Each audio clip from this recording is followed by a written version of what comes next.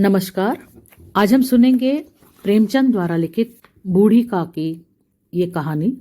बुढ़ापा बहुधा बचपन का पुनरागमन हुआ करता है। बूढ़ी काकी में जीवा स्वाद के सिवा और कोई चेष्टा शेष न थी और न अपने कष्टों की ओर आकर्षित करने का रोने के अतिरिक्त कोई दूसरा सहारा ही। समस्त इंद्रियां, नेत्र, हाथ और पैर जवाब दे चुके थे।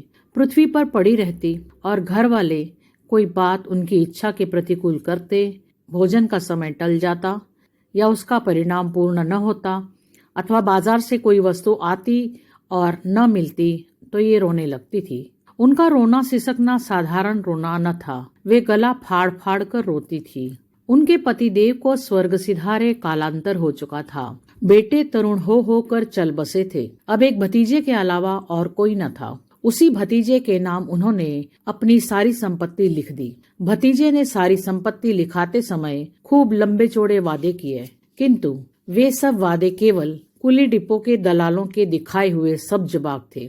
यद्यपि उस संपत्ति की वार्षिक आय 150-200 रुपए से कम न थी, तथापि बूढ़ी काकी को पेट भर भोजन भी कठिनाई से मिलता था। इसमें उनके भतीजे पंडित बुद्धिराम का अपराध था अथवा उनकी अर्धांगिनी श्रीमती रूपा का, इसका निर्णय करना सहज नहीं था। बुद्धिराम स्वभाव के सज्जन थे, किंतु उसी समय तक जबकि उनके कोष पर कोई आंच न आए। रूपा स्वभाव से तीव्र ही सही, पर ईश्वर से डरती थी। अतः बूढ़ी काकी को उसकी तीव्रता उतनी न खलती थी जितनी बुद्धिराम की भलमनसाहत। बुद्धिराम को कभी कभी अपने अत्याचार का खेद होता था। विचारते कि इस संपत्ति के कारण मैं इस समय भला मानुष बना बैठा हूँ। यदि भौतिक आश्वासन और सूखी सहानुभूति से स्थिति में सुधार हो सकता हो, उन्हें कदाचित कोई आपत्ति न होती, परंतु विशेष व्यय का भय उनकी सुचेष्टा को दबाए रखता था। यहाँ तक कि यदि द्वार पर कोई भला आदमी बैठा होता और बूढ़ी काकी उस समय अपना राग अलापने लगती तो वे आग बबूला हो जाते और घर आकर उन्हें जोर से डांटते। लड़कों को बुढ़ों से स्वाभाविक विद्वेष होता ही है, और फिर जब माता पिता का यह रंग देखते तो वे बूढ़ी काकी को और सताया करते। कोई चुटकी काट कर भागता, कोई इन पर पानी की कुल्ली कर देता। काकी चीख मारकर रोती, परंतु यह बात प्रसिद्ध थी कि वह केवल खाने के लिए रोती हैं। अतः उनके संताप और आर्तनाद पर कोई ध्यान नहीं देता था। हाँ, काकी क्रोधातुर होकर बच्चों को गालियां देने लगती तो रूपा घटनास्थल पर आ पहुंचती। इस भय से काकी अपनी जिह्वा कृपाण का कदाचित ही प्रयोग करती थी। यद्यपि उपद्रव शांति का यह उपाय रोने से कहीं अधिक उपयुक्त था। संपूर्ण परिवार में यदि काकी को किसी से विशेष अनुराग था तो वो बुद्धिराम की छोटी लड़की लाडली थी। लाडली अपने दोनों भाइयों के भय से अपने हिस्से की मिठाई चबैना बूढ़ी काकी के पास बैठकर खाया करती थी। यही उसका रक्षागार था, और यद्यपि काकी की शरण उनकी लोलुपता के कारण बहुत महंगी पड़ती थी, तथापि भाइयों के अन्याय की सुरक्षा कहीं सुलभ थी तो बस यही। इसी स्वार्थानुकूलता ने उन दोनों में सहानुभूति का आरोपण कर दिया था। रात का समय था। बुद्धिराम के द्वार पर शहनाई बज रही थी और गांव के बच्चों का झुंड विस्मयपूर्ण नेत्रों से गाने का रसास्वादन कर रहा था। चारपाइयों पर मेहमान विश्राम करते हुए नाइयों से मुक्कियां लगवा रहे थे। समीप खड़ा भाट विरदावली सुना रहा था और कुछ भाव मेहमानों की वाह वाह पर ऐसा खुश हो रहा था मानो इस वाह वाह का यथार्थ में वही अधिकारी है। दो एक अंग्रेजी पढ़े हुए नवयुवक इन व्यवहारों से उदासीन थे। वे इस गवार मंडली में बोलना अथवा सम्मिलित होना अपनी प्रतिष्ठा के प्रतिकूल समझते थे। आज बुद्धिराम के बड़े लड़के मुखराम का तिलक आया है। ये उसी का उत्सव है। घर के भीतर स्त्रियां गा रही थी और रूपा मेहमानों के लिए भोजन में व्यस्त थी। भट्टियों पर कड़ाह चढ़े हुए थे। एक में पूड़ियां कचौड़ियां निकल रही थी, दूसरे में अन्य पकवान बनते थे। एक बड़े हंडे में मसालेदार तरकारी पक रही थी। घी और मसाले की क्षुधावर्धक सुगंधी चारों ओर फैली हुई थी। बूढ़ी काकी अपनी कोठरी में शोकमय विचार की भांति बैठी हुई थी। ये स्वाद मिश्रित सुगंधी उन्हें बेचैन कर रही थी। वे मन ही मन विचार कर रही थी, संभवतः मुझे पूड़ियां न मिलेंगी। इतनी देर हो गई, कोई भोजन लेकर नहीं आया। मालूम होता है सब लोग भोजन कर चुके हैं। मेरे लिए कुछ न बचा। ये सोचकर उन्हें रोना आया, परंतु अपशकुन के भय से वह रो न सकी। आहा, कैसी सुगंधी है! अब मुझे कौन पूछता है? जब रोटियों के ही लाले पड़े हैं तब ऐसे भाग्य कहाँ कि भरपेट पूड़ियां मिले। यह विचार कर उन्हें रोना आया। कलेजे में हूक सी उठने लगी, परंतु रूपा के भय से उन्होंने फिर मौन धारण कर लिया। बूढ़ी काकी देर तक इन्हीं दुखदायक विचारों में डूबी रही। घी और मसालों की सुगंधी रह रहकर मन को आपे से बाहर किए देती थी। मुंह में पानी भर भर आता था। पूड़ियों का स्वाद स्मरण करके हृदय में गुदगुदी होने लगती थी। कैसे पुकारूं? आज लाडली बेटी भी नहीं आई। दोनों छोकरे तो सदा दिख दिया करते हैं, आज उनका भी कहीं पता नहीं। कुछ मालूम होता कि क्या बन रहा है। बूढ़ी काकी की कल्पना में पूड़ियों की तस्वीर नाचने लगी। खूब लाल लाल फूली फूली नरम नरम होंगी। रूपा ने भली भांति भोजन किया होगा। कचौड़ियों में अजवाइन और इलायची की महक आ रही होगी। एक पूड़ी मिलती तो जरा हाथ में लेकर देखती। क्यों न चलकर कढ़ा के सामने ही बैठूं। पूड़ियां छन छन कर तैयार होंगी। कढ़ा से गरम गरम निकाल कर थाल में रखी जाती होंगी। फूल हम घर में भी सूंघ सकते हैं, परंतु वाटिका में कुछ और ही बात होती है। इस प्रकार निर्णय करके बूढ़ी काकी उकड़ों बैठकर हाथों के बल सरकती हुई बड़ी कठिनाई से चौखट से उतरी और धीरे धीरे रेंगती हुई कढ़ाई के पास जा बैठी। यहाँ आने पर उन्हें उतना ही धैर्य हुआ जितना भूखे कुत्ते को खाने वाले के सम्मुख बैठने में होता है। रूपा उस समय कार्यभार से उद्विग्न हो रही थी। कभी इस कोठे में जाती, कभी उस कोठे में, कभी कड़ा के पास आती, कभी भंडार में जाती। कभी किसी ने बाहर से आकर कहा, महाराज ठंडाई मांग रहे हैं। ठंडाई देने लगी। इतने में फिर किसी ने आकर कहा, भाट आया है, उसे कुछ दे दो। भाट के लिए सीधा निकाल रही थी तो एक तीसरे आदमी ने आकर पूछा, भाभी अभी भोजन तैयार होने में कितना विलंब है, जरा ढोल मजीरा उतार दो। बेचारी अकेली स्त्री दौड़ते दौड़ते व्याकुल हो रही थी, झुंझलाती थी, कुड़ती थी, परंतु क्रोध प्रकट करने का अवसर न पाती थी। भय होता कि कहीं पड़ोसी ये कहने न लगे कि इतने में उबल पड़ी। प्यास से स्वयं का कंठ सूख रहा था। गर्मी के मारे फूंकी जाती थी, परंतु इतना अवकाश न था कि जरा पानी पी ले अथवा पंखा झल ले। यह भी खटका था कि जरा आंख हटी कि चीजों की लूट मची। इस अवस्था में उसने बूढ़ी काकी को कढ़ा के पास बैठे देखा तो जल गई। क्रोध न रुक सका। इसका भी ध्यान न रहा कि पड़ोसी ने बैठी हुई हैं, मन में क्या कहेंगी। पुरुषों में लोग सुनेंगे तो क्या कहेंगे।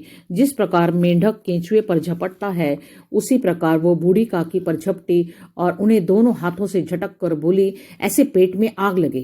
पेट है या भाड़? कोठरी में बैठते हुए क्या दम घुटता था? अभी मेहमानों ने नहीं खाया, भगवान को भोग नहीं लगा, तब तक धैर्य नहीं हो सका, आकर छाती पर सवार हो गई। जल जाए ऐसी जीभ। दिन भर खाती ना होती तो जाने किसकी हांडी में मुंह डालती। गांव देखेगा तो क्या कहेगा कि बुढ़िया भरपेट खाने को नहीं पाती, तभी इस तरह मुंह बाय फिरती है। डायन न मरे न मांचा छोड़े, नाम बेचने पर लगी हुई है। नाक कटवा कर दम लेगी। इतनी ठूसती है, न जाने कहाँ भस्म हो जाता है। भला चाहती हो तो जाकर कोठरी में बैठो। जब घर के लोग खाने लगेंगे तब तुम्हें भी मिलेगा। तुम कोई देवी नहीं हो चाहे किसी के मुंह में पानी न जाए, परंतु तुम्हारी पूजा पहले ही हो जाए। बूढ़ी काकी ने सिर उठाया, न रोई न बोली, चुपचाप रेंगती हुई अपनी कोठरी में चली गई। आवाज ऐसी कठोर थी कि हृदय और मस्तिष्क की संपूर्ण शक्तियां, संपूर्ण विचार और संपूर्ण भार उसी ओर आकर्षित हो गए थे। नदी में जब कगार का कोई बृहद खंड कटकर गिरता है तो आसपास का जल समूह चारों ओर से उसी स्थान को पूरा करने के लिए दौड़ता है। भोजन तैयार हो गया था। आंगन में पत्तलें पड़ गई। मेहमान खाने लगे। स्त्रियों ने जेवनार के गीत गाना आरंभ किया। मेहमानों के नाई और सेवक गण भी उसी मंडली के साथ किंतु कुछ हट कर भोजन करने लगे थे, परंतु सभ्यतानुसार जब तक सबके सब खा ना चुके कोई उठ नहीं सकता था। दो एक मेहमान जो कुछ पढ़े लिखे थे, सेवकों के दीर्घाहार पर झुंझला रहे थे। वे इस बंधन को व्यर्थ और बेकार की बात समझते थे। बूढ़ी काकी अपनी कोठरी में जाकर पश्चाताप कर रही थी कि मैं कहां से कहां गई। उन्हें रूपा पर क्रोध नहीं था, अपनी जल्दबाजी पर दुख हुआ था। सच ही तो है, जब तक मेहमान लोग भोजन न कर चुकेंगे घर वाले कैसे खाएंगे। और मुझसे इतनी देर भी न रहा गया। सबके सामने पानी उतर गया। अब जब तक कोई बुलाने नहीं आएगा ना, मैं नहीं जाऊंगी। मन ही मन इस प्रकार का विचार कर वो बुलाने की प्रतीक्षा करने लगी, परंतु घी की रुचिकर सुवास बड़ी धैर्य परीक्षक प्रतीत हो रही थी। उन्हें एक एक पल एक एक युग के समान मालूम होता था।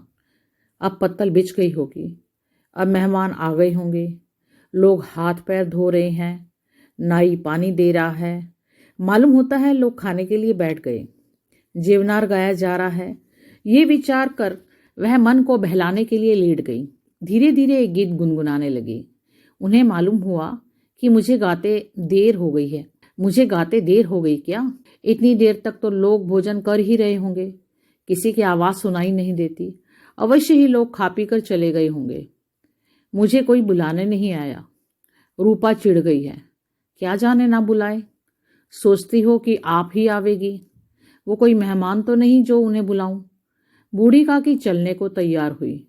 ये विश्वास कि 1 मिनट में पूड़ियां और मसालेदार तरकारियां सामने आएंगी उनकी स्वादेंद्रियों को गुदगुदाने लगा। उन्होंने मन में तरह तरह के मंसूबे बांधे। पहले तरकारियों से पूड़ी खाऊंगी, फिर दही और शक्कर से। कचौड़ियां रायते के साथ मजेदार मालूम होंगी। चाहे कोई बुरा माने चाहे भला, मैं तो मांग मांग कर खाऊंगी। यही ना लोग कहेंगे कि इन्हें विचार नहीं। कहा करें, इतने दिन के बाद पूड़ियां मिल रही हैं तो मुंह जूठा करके थोड़े ही उठ जाऊंगी। वो उकड़ू बैठकर हाथों के बल सरकती हुई आंगन में आई। परंतु हाय दुर्भाग्य, अभिलाषा ने अपने पुराने स्वभाव के अनुसार समय की मिथ्या कल्पना की थी। मेहमान मंडली अभी बैठी हुई थी। कोई खाकर उंगलियां चाटता था, कोई तिरछे नजरों से देखता था कि और लोग अभी खा रहे हैं या नहीं। कोई इस चिंता में था कि पत्तल में पूड़ियां छूटी जाती हैं, किसी तरह इन्हें भीतर रख लेता। कोई दही खाकर जीभ चटकारता था, परंतु दूसरा दोना मांगते संकोच करता था कि इतने में बूढ़ी काकी रेंगती हुई उनके बीच में आ पहुंची। कई आदमी चौंक कर उठ खड़े हुए, पुकारने लगे, अरे ये बुढ़िया कौन है? यहाँ कहाँ आ गई? देखो किसी को छू ना दे। पंडित बुद्धिराम काकी को देखते ही क्रोध से तिल मिला गए। पूड़ियों का थाल लिए खड़े थे। थाल को जमीन पर पटक दिया और जिस प्रकार निर्दयी महाजन अपने किसी बेईमान और भगोड़े कर्जदार को देखते ही झपट कर उसका टेंटुआ पकड़ लेता है, उसी तरह लपक कर उन्होंने काकी के दोनों हाथ पकड़े और घसीटते हुए ला कर उन्हें अंधेरी कोठरी में धम से पटक दिया। आशा रूपी वाटिका लू के एक झोंके में नष्ट विनष्ट हो गई। मेहमानों ने भोजन किया, घर वालों ने भोजन किया, बाजे वाले, धोबी, चमार भी भोजन कर चुके, परंतु बूढ़ी काकी को किसी ने ना पूछा। बुद्धिराम और रूपा दोनों ही बूढ़ी काकी को उसकी निर्लज्जता के लिए दंड देने का निश्चय कर चुके थे। उनके बुढ़ापे पर, दीनता पर, हत ज्ञान पर किसी को करुणा न आई। अकेली लाडली उनके लिए कुढ़ रही थी। लाडली को काकी से अत्यंत प्रेम था। बेचारी भोली लड़की थी। बाल विनोद और चंचलता की उसमें गंध तक न थी। दोनों बार जब उसके माता पिता ने काकी को निर्दयता से घसीटा तो लाडली का हृदय ऐंठ कर रह गया। वो झुंझला रही थी कि हम लोग काकी को क्यों बहुत सी पूड़ियां नहीं देते। क्या मेहमान सबकी सब खा जाएंगे? और यदि काकी ने मेहमानों से पहले खा लिया तो क्या बिगड़ जाएगा? वो काकी के पास जाकर उन्हें धैर्य देना चाहती थी, परंतु माता के भय से न जाती थी। उसने अपने हिस्से की पूड़ियां बिल्कुल न खाई थी, अपनी गुड़िया की पिटारी में बंद करके रखी थी। उन पूड़ियों को काकी के पास ले जाना चाहती थी। उसका हृदय अधीर हो रहा था। बूढ़ी काकी मेरी बात सुनते ही उठ बैठेगी, पूड़ियां देखकर कैसी प्रसन्न होगी, मुझे खूब प्यार करेंगी। रात के 11 बज गए थे। रूपा आंगन में पड़ी सो रही थी। लाडली की आंखों में नींद न थी। काकी को पूड़ियां खिलाने की खुशी उसे सोने न देती थी। उसने गुड़ियों की पिटारी सामने रखी थी। जब विश्वास हो गया कि अम्मा सो रही है तो वो चुपके से उठी और विचारने लगी, कैसे चलूं? चारों ओर अंधेरा था, केवल चूल्हों में आग चमक रही थी और चूल्हों के पास एक कुत्ता लेटा हुआ था। लाडली की दृष्टि सामने वाले नीम पर गई। उसे मालूम हुआ कि उस पर हनुमान जी बैठे हुए हैं। उनकी पूंछ, उनकी गदा वो स्पष्ट दिखलाई दे रही है। मारे भय के उसने आंखें बंद कर ली। इतने में कुत्ता उठ बैठा। लाडली को ढाढ़स हुआ। कोई सोए हुए मनुष्य के बदले एक भागता हुआ कुत्ता उसके लिए अधिक धैर्य का कारण हुआ। उसने पिटारी उठाई और बूढ़ी काकी की कोठरी की ओर चल पड़ी। बूढ़ी काकी को केवल इतना स्मरण था, किसी ने मेरे हाथ पकड़कर घसीटे। फिर ऐसा मालूम हुआ कि कोई पहाड़ पर उड़ाए लिए जाता है। उनके पैर बार बार पत्थरों से टकराए, तब किसी ने उन्हें पहाड़ से पटका, वे मूर्छित हो गई। जब वे सचेत हुई तो किसी की जरा भी आहट न मिलती थी। समझी कि सब लोग खा पी कर सो गए हैं और उनके साथ मेरी तकदीर भी सो गई। रात कैसे कटेगी? राम, क्या खाऊं? पेट में अग्नि धधक रही थी। हाँ, किसी ने मेरी सुध न ली। क्या मेरा पेट काटने से धन जुड़ जाएगा? इन लोगों को इतनी भी दया नहीं आती कि न जाने बुढ़िया कब मर जाए, उसका जी क्यों दुखावे। मैं पेट की रोटियां ही खाती हूँ कि और कुछ। इस पर यह हाल। मैं अंधी अपाहिज ठहरी, न कुछ सुनूं न बूझूं। यदि आंगन में चली गई तो क्या बुद्धिराम से इतना कहते न बनता था कि काकी अभी सब लोग खा रहे हैं, फिर आना। मुझे घसीटा पटका। उन्हीं पूड़ियों के लिए रूपा ने सबके सामने गालियां दी। उन्हीं पूड़ियों के लिए इतनी दुर्गति करने पर भी उनका पत्थर का कलेजा ना पसीजा। सबको खिलाया, मेरी बात तक न पूछी। जब तब ही न दी तो अब क्या देंगे? ये विचार कर काकी निराश में संतोष के साथ लेट गई। ग्लानि से गला भर भर आता था, परंतु मेहमानों के भय से रोती न थी। सहसा कानों में आवाज आई, काकी उठो, मैं पूड़ियां लाई हूं। काकी ने लाडली की बोली पहचानी, झटपट उठ बैठी। दोनों हाथों से लाडली को टटोला, उसे गोद में बिठा लिया। लाडली ने पूड़ियां निकाल कर दी। काकी ने पूछा, क्या तुम्हारी अम्मा ने दी हैं? लाडली ने कहा, नहीं, ये मेरे हिस्से की हैं। काकी पूड़ियों पर टूट पड़ी। 5 मिनट में पिटारी खाली हो गई। लाडली ने पूछा, काकी पेट भर गया? जैसे थोड़ी सी वर्षा ठंडक के स्थान पर और भी गर्मी पैदा कर देती है, उसी भांति इन थोड़ी सी पूड़ियों ने काकी की क्षुधा और इच्छा को और उत्तेजित कर दिया। बोली, नहीं बेटी, जाकर अम्मा से और मांग लाओ। लाडली ने कहा, अम्मा सोती है, जगाऊंगी तो मारेगी। काकी ने पिटारी को टटोला। उसमें कुछ खुरचन गिरी थी। बार बार होंठ चाटती थी, चटकारे भरती थी। हृदय मसोस रहा था कि और पूड़ियां कहाँ पाऊं। संतोष सेतु जब टूट जाता है तब इच्छा का बहाव अपरिमित हो जाता है। मत वालों को मद का स्मरण करना उन्हें मदांध बनाता है। काकी का अधीर मन इच्छाओं के प्रबल प्रवाह में बह गया। उचित और अनुचित का विचार जाता रहा। वे कुछ देर तक उस इच्छा को रोकती रही। सहसा लाडली से बोली, मेरा हाथ पकड़कर वहां ले चलो जहां मेहमानों ने बैठकर भोजन किया। लाडली उनका अभिप्राय समझ न सकी। उसने काकी का हाथ पकड़ा और ले जाकर जूठे पत्तलों के पास बिठा दिया। दीन, क्षुधातुर, हत ज्ञान बुढ़िया पत्तलों से पूड़ियों के टुकड़े चुन चुन कर भक्षण करने लगी। ओह, दही कितना स्वादिष्ट था, कचौड़ियाँ कितनी सलोनी, खस्ता कितनी सुकोमल। काकी बुद्धिहीन होते हुए भी इतना जानती थी कि मैं क्या काम कर रही हूँ जो मुझे कदापि न करना चाहिए। मैं दूसरों की जूठी पत्तल चाट रही हूँ, परंतु बुढ़ापा तृष्णा रोग का अंतिम समय है, जब संपूर्ण इच्छाएं एक ही केंद्र पर आ लगती हैं। बूढ़ी काकी में ये केंद्र उनकी स्वादेंद्रिय थी। ठीक उसी समय रूपा की आंख खुली। उसे मालूम हुआ कि लाडली पास नहीं है। वो चौंकी, चारपाई के इधर उधर ताकने लगी कि कहीं नीचे तो नहीं गिर पड़ी। उसे वहां ना पाकर वो उठी तो क्या देखती है कि लाडली जूठे पत्तलों के पास चुपचाप खड़ी है और बूढ़ी काकी पत्तलों पर से पूड़ियों के टुकड़े उठा उठा कर खा रही है। रूपा का हृदय सन्न रह गया। किसी गाय की गर्दन पर छुरी चलते देखकर जो अवस्था उसकी होती, वही उस समय एक ब्राह्मणी को दूसरों की झूठी पत्तल टटोले, इससे अधिक शोकमय दृश्य असंभव था। पूड़ियों के कुछ ग्रासों के लिए उसकी चचेरी सास ऐसा निकृष्ट कर्म कर रही है। यह वो दृश्य था जिसे देखकर देखने वाले के हृदय कांप उठते हैं। ऐसा प्रतीत होता मानो जमीन रुक गई, आसमान चक्कर खा रहा है, संसार पर कोई आपत्ति आने वाली है।